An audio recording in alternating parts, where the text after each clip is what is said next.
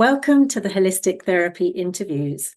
I'm Lucy, a high flow coach, and today I have with me Caroline Rowling, and we are going to be diving deep into EFT. So if that's something that you're interested about, this is definitely the video for you. So first of all, I'd like to say welcome to Caroline. Oh, hi, Lucy. Thank you. Thank you for inviting me. It's lovely. Thank you for joining us. Now, before I ask you about your journey, Caroline, and all the pivot moments, what I'd just like to do is introduce you to our audience. So Caroline has been on a long journey in helping people finding peace within, reconnect with themselves and with one another. She believes that bringing our clever, intelligent bodies back into coherence can help bring about change emotionally, physically, and spiritually.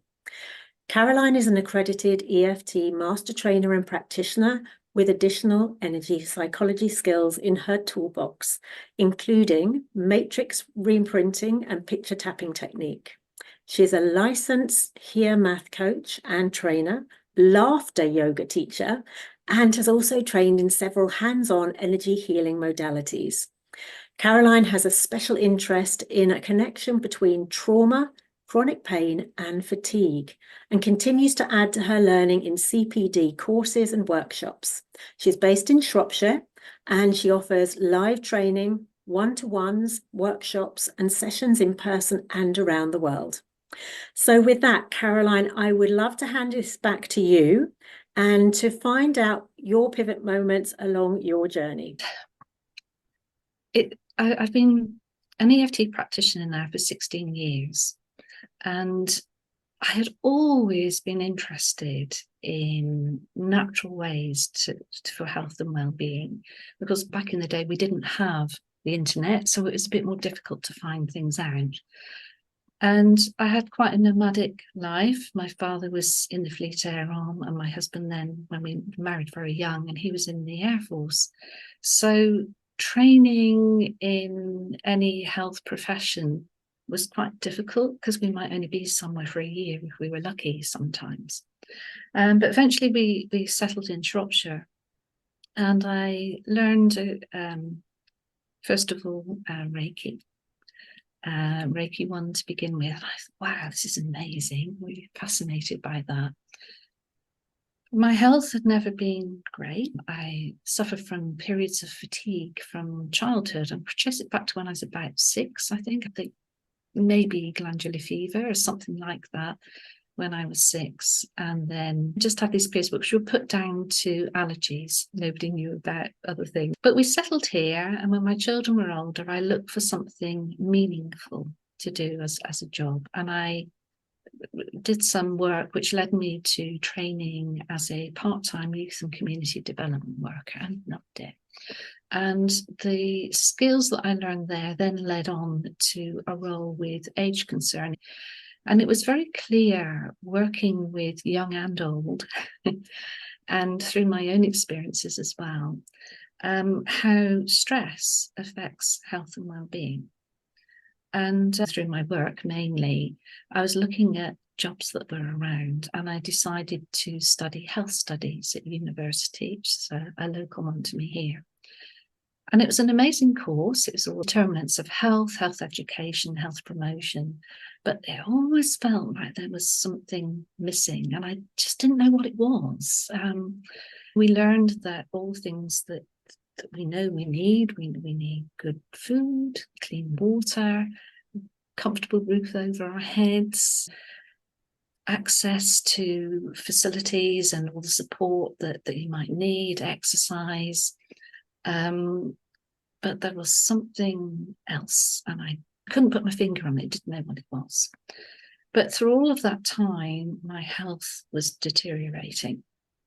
It was just getting gradually worse and worse. The periods of fatigue and other symptoms were getting longer and more debilitating. While I was doing the youth work training, towards the end of it, we were talking about child protection, of course, and as it was known then.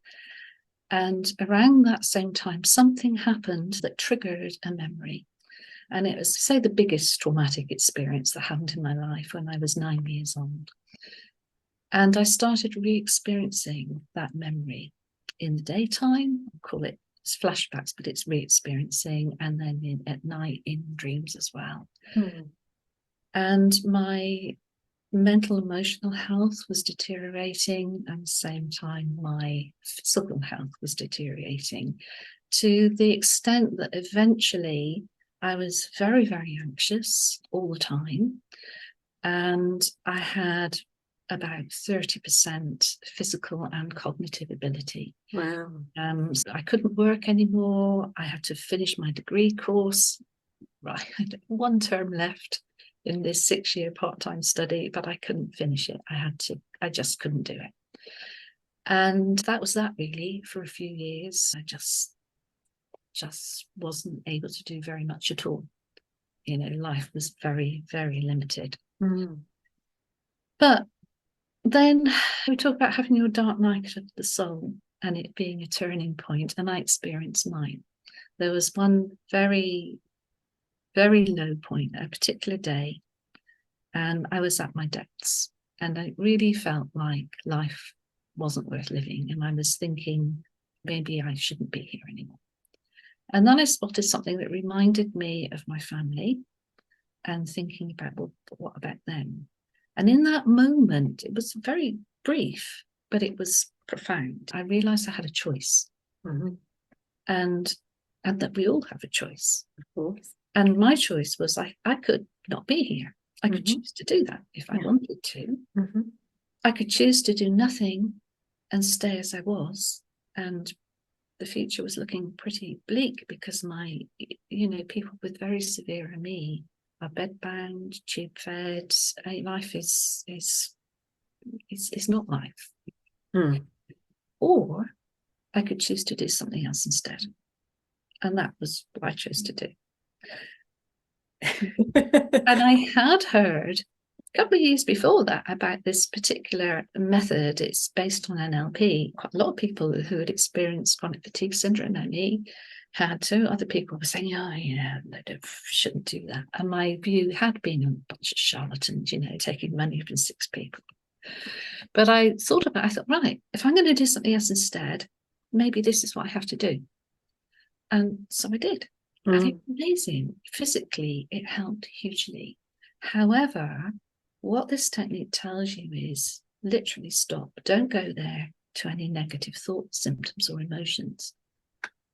Well, the symptoms I could do, but when you're re-experiencing traumatic events, then that's pretty hard to keep doing. And I thought, well, am I ever going to really recover, or am I going to have to keep doing this thing my whole life in order just to stay a little bit well, or what's going to happen?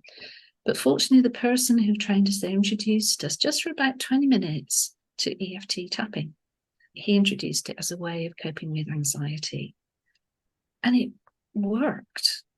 And I actually used it on my way home. How I managed to get there in the first place, I don't know. But I did, with determination. And coming back on this train, I used it because I was getting very anxious. And it worked. And it kept working.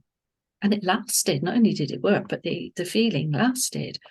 And so when I came home, I looked up EFT practitioners because I just wanted to get well. And I couldn't find any back then. We're talking, 16, 17 years ago.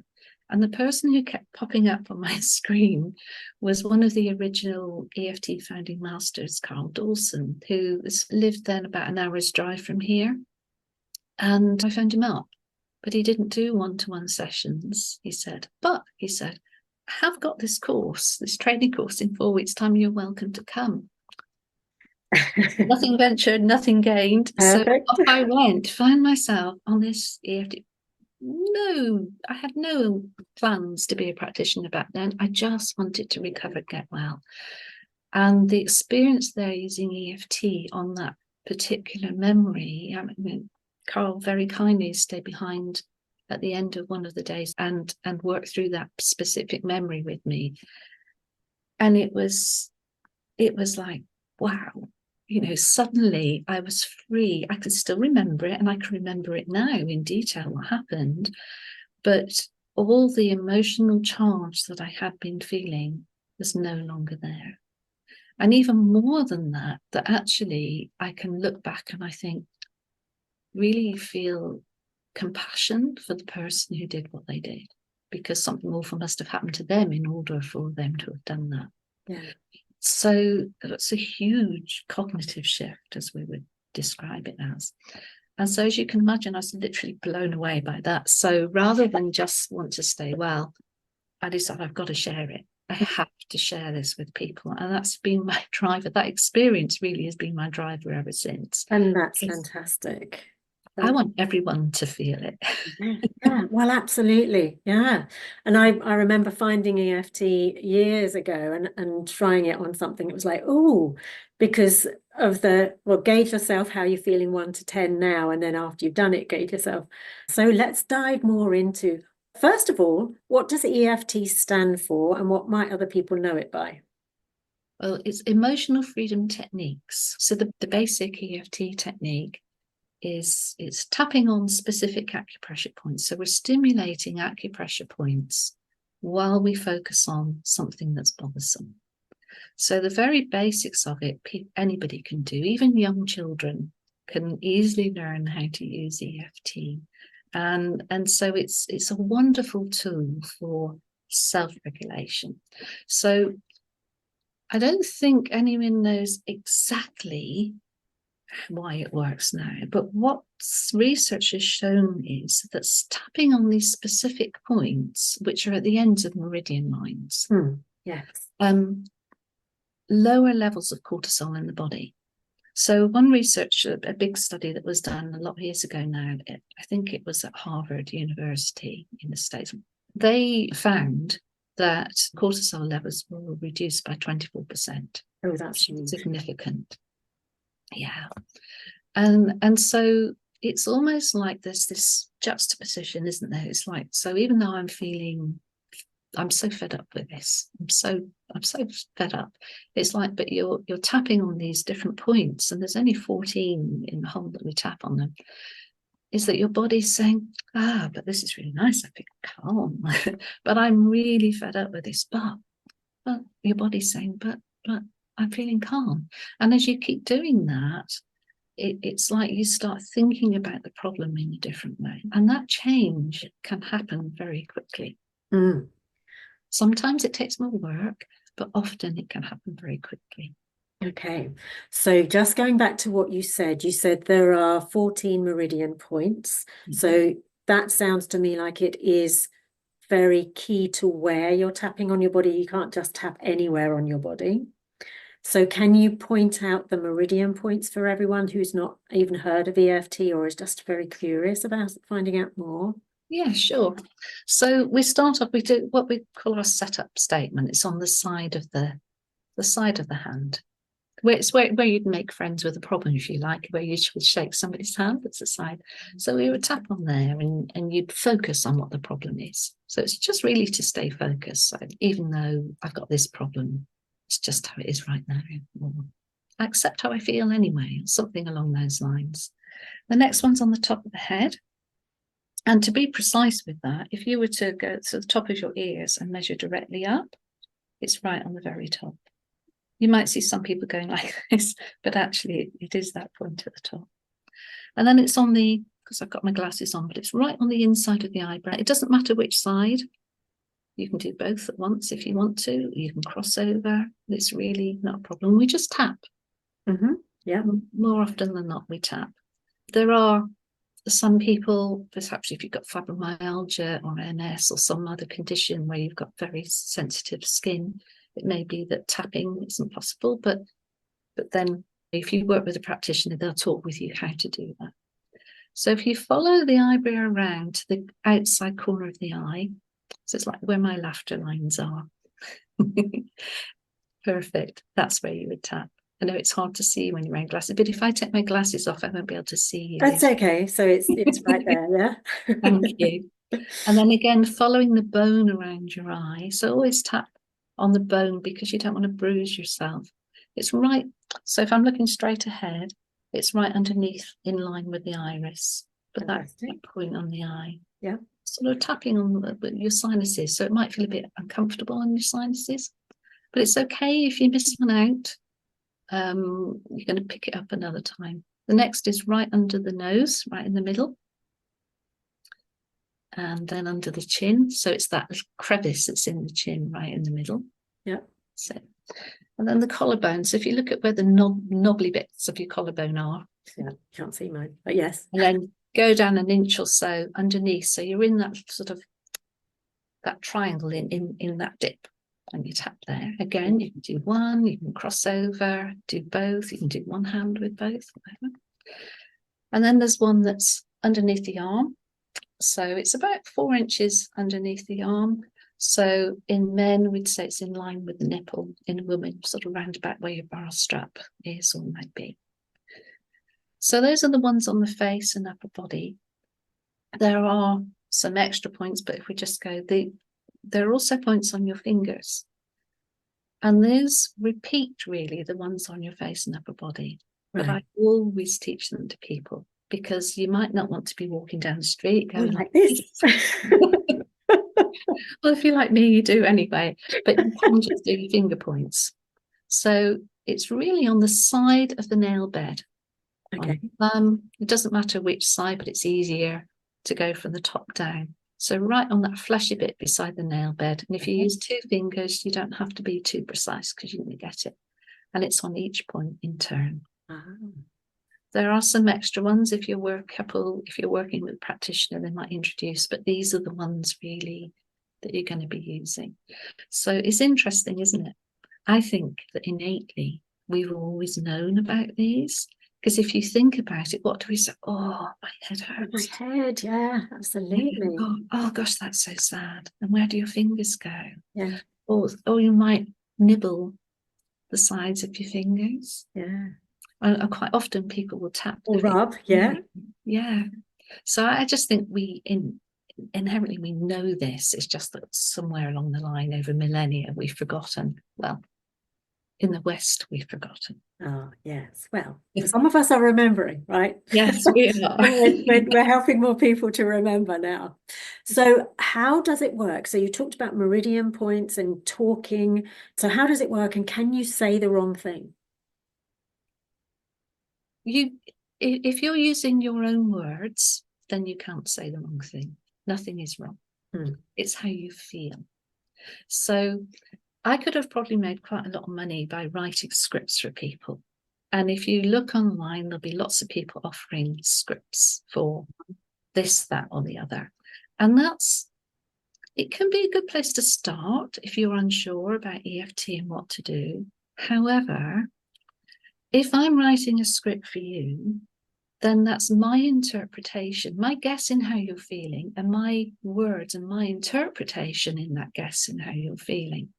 And that might be based on working with lots and lots of clients, but they're not you. And the meaning I put on one word may not be the meaning that you put on that word. So if that script doesn't hit home with you, then it's not going to work so well. You might take the edge off things a little bit because you're using that calming effect, but also you might get quite frustrated in that, well, actually, she's not getting me at all. That's not a word I'd use. What a rubbish this EFT is. So it's much better. You might feel really angry, and I might be saying, even though I'm annoyed, but it's your word that counts. So it's about thinking about, right, how do I feel about this? Being a curious observer of yourself. Yeah, very good. How do I feel about this? Do I feel this in my body somewhere? We all hold tension in our body, or the energy of that feeling in our body. Yeah. What's that feeling like? Or if it's a physical problem, where is it precisely in your body? If it's in a pain in your knee, is that a sharp stabbing pain? Is it a dull ache? Where is it? Is it behind the knee, in front of the knee, under the kneecap, to the side of the kneecap? The more specific you can be, the quicker the EFT is going to work, or it's likely to work. Fantastic. And so if it was a pain in your knee, you would start by saying, even though I have this pain in my knee, is that you draw attention to the problem? Yes. Yeah.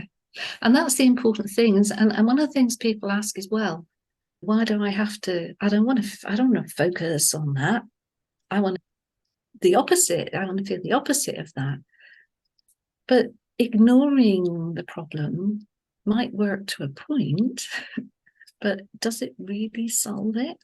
So what we're doing with the EFT, we're deliberately focusing on whatever the problem is as specifically as we can on the whole, unless something is overly distressing, and then we might just take the edge off first. Right. But when people are doing it from themselves and really assuming that they're not working on something that's going to overwhelm them, because if you're feeling that something's overwhelming, then it's much better to work and safer to work with a practitioner. Yeah. But for general things, it's just using your own words, feeling that, even though I have this pain in my knee, for example. Yeah. And it feels like a whatever. That's just how it is right now. Fill in the gaps. So on my website, and a lot of people will do as well, I just share, I call it my EFT recipe. So it's got the tapping points, something that people can download. It's got the tapping points, and it's not a script as such. It's like a fill in the blanks, even though I've got this blank. Yeah, so that you put your own words in it. Fantastic. So it's giving people a structure to use. Yes, thank you. That's a good word. A good word. So now, if somebody is doing this and perhaps they're on medication, Caroline, and they're thinking, wow, I'm feeling so much better, can I just come off my medication? What would you say to that? I would say no. Not without seeing a doctor or the person who prescribed it first. Yeah.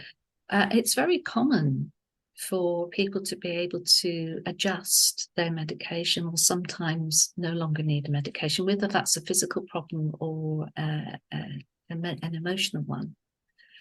But there are some types of medication, it's actually dangerous to suddenly stop taking it. You could have some serious physical effects from that. And also, if you're the person who's prescribed it to you needs to monitor what's happening with you. They need to know what's happening. So actually get people to sign, and it says on my EFT recipe, on no account must you cease or adjust medication without seeing the GP or the person who prescribed medication to you. Great answer. I like that.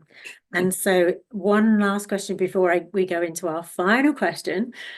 Is it safe for everybody to do? So, I mean, you spoke about children doing it, but is it safe for everybody? There are no known adverse effects from using EFT. Sometimes it can bring up things. It can bring up memories. It's like unpeeling an onion, isn't it? You've got the outer layer and then you're going in and in and in and in.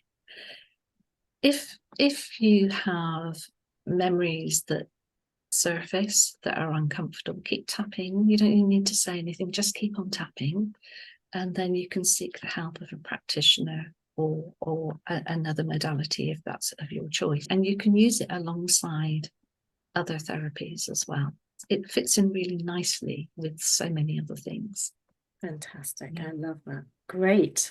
Okay, well, we've had a load of value from you, Caroline. Thank you. What I would love to do, my last question to you is going to be if you can give our audience 3 of your top tips about EFT. And I'm just going to do a quick overview of what you said. So EFT is very simple. It's easy to do. You focus on, if you're going to do it for yourself, which you can do, or you can see a practitioner, but if you're focusing on it for yourself, focus on the negative things first, and then go into how you want to feel in a positive way. So it is very simple. You cannot say the wrong thing. In your words is going to be far more effective than saying in somebody else's words, because they only think they know how you feel, but you actually do know how you feel as long as you're tuning in. And the reason you focus on the negative before the positive, think of cleaning a house. You have to see the dirt first before you can clean it, right? So I'm going to hand you back to Caroline for her 3 top tips. Thank you, Liz. That was really well explained. That was lovely. And I always say to my clients, you are the world expert in how you feel. True. Yeah. So we get, so top tips. Well, the first is make a commitment to yourself. So make a commitment to yourself to practice the tapping, just practice. It only works if you use it. And if you practice any tool that you use that helps regulate your system, so it's coming into balance, coming into coherence is what tapping does. So body, mind, energy are linked. And when you're tapping it, it brings you back into balance. So if you practice often, even if that's tapping with no words, just practice daily, then at those times when you need it most, you're more likely to remember to do it. Oh, very good. But, you know, no matter how much there will be times when you forget, because one of the effects of stress is that you can't think. You just can't think clearly. And I've had some very stressful things in my life over recent months. And there were a few weeks, did I tap? No, because I was up there. But the important thing is when you practice, when you know what to do and you're used to it, becomes a habit, that you will then come back to using it and clear all of that out of the way. And that's okay. Lovely. Yeah. We're made to experience a wide range of emotions. It's only a problem when it's not appropriate to the situation that we're in. Yeah. And EFT can help resolve that. So my second tip is one I've mentioned already: be a curious observer. So if you have either a chronic health condition or behavioral pattern that you would like to change to something more helpful, it's very common to use language that fights. Oh, I'm going to fight this. Yeah, I'm really fed up with this. I'm going to get over this. I'm going to fight that. Well, that language in itself is stress. You're creating stress, more stress in yourself, and what you want to do is come out of that stress. So if you can observe, remember we talked about your clever, intelligent body. Your clever, intelligent body never makes mistakes. It's always trying to come back into balance. So be an observer. Notice what that pattern is in your body. What happens to your body when you relax? What happens to your body or your behavior when you're in stress? And you think about your language, and then you can use the EFT on the yes buts, on those objections to whatever it is that the problem, to solving the problem might be. And that's where practitioners can help you, because we do actually, I mean, we've talked about the basic tapping technique, but there are other techniques that practitioners learn that still use the tapping, but can help you work through things in a very gentle way without causing overwhelm and too much distress. Yeah, it's good to have your hand held. Yeah, yes, absolutely. So the third tip, it's okay to ask.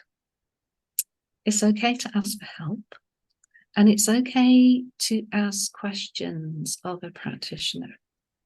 So unfortunately, complementary therapies are not regulated in the same way as mainstream health professions are. But we are all striving to make sure that we are very professional in our approach and our learning, and there are organisations that are set up that work in a very professional way. So it's okay to ask. If you want to use EFT, then ask, where did somebody train? What organisation are they a member of? 3 main ones in the UK are EFT and Mindfulness Centre, EFT MRA, and EFT International. Excellent. And with all of those, all practitioners will have attended live training. So whether that's in-person training or online, it will be tutor-led. And they have to meet certain conditions to be able to gain their certification or accreditation. And once they gain accreditation, then they have to maintain, the only way they can maintain that is by having supervision, carrying out CPD, and continue professional development. So, you know, it's okay to ask, because there are some people learn by watching videos and then they can get insurance and be a practitioner. But what the videos cover is what I would do in an introduction to EFT. It doesn't enable you to work with very deep emotional and health conditions. Yeah, all those challenges.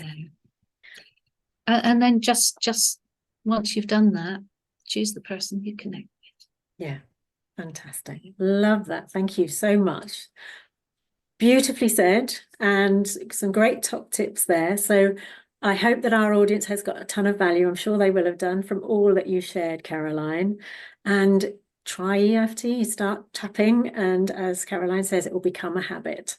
So now there will be another video coming up on screen just now. So if you'd like to check out another therapy, another interview, please do that, and I will see you over there.